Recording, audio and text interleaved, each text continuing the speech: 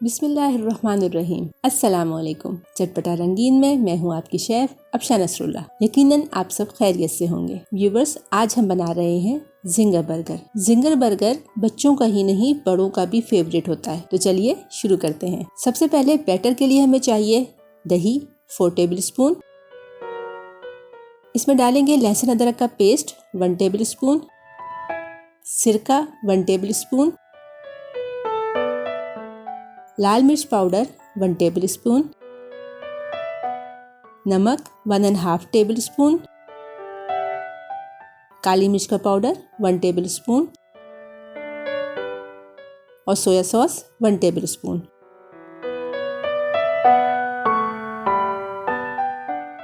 پھر ان سب چیزوں کو اچھی طرح مکس کر لیں گے۔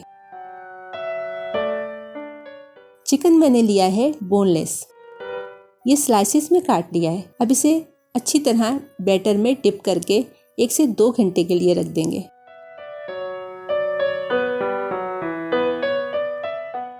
پھر میں نے 1.5 کپ میدا لے کر اس میں ½ کپ کارن فلور ملا لیا ہے اور ساتھ ہی اس میں ڈالا ہے ½ چمچ کالی مرچ، ½ چمچ لال مرچ،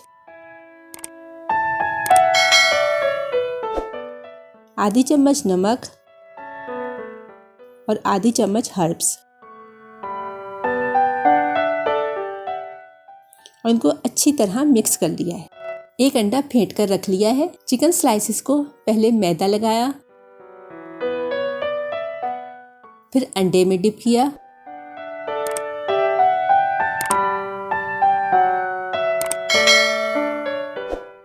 اور پھر دوبارہ میدا لگایا۔ دوسری بار اچھی طرح میدا لگائیں جیسے میں لگا رہی ہوں۔ یہ دیکھیے اس پر اچھی طرح میدا لگ چکا ہے۔ اب اسے گرم تیل میں فرائی کر لیں گے۔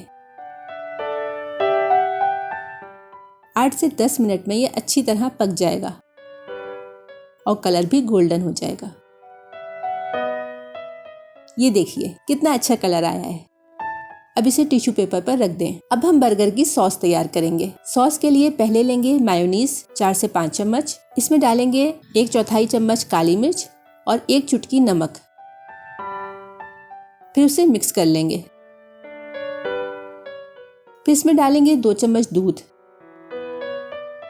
اور 1 چمچ چھوٹے ٹکڑوں میں کٹی ہوئی گاجر اور 2 چمچ بند گوبھی، اور ان کو اچھی طرح مکس کر دیں گے۔ یہ ہماری سوس تیار ہو گئی ہے۔ اب ہم تیار کریں گے برگر۔ برگر کی ایک سائڈ پہ لگائیں گے کیچپ اور دوسری سائڈ پہ لگائیں گے میونیز۔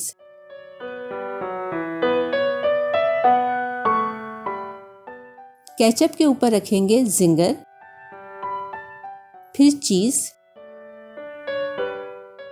پھر سوس،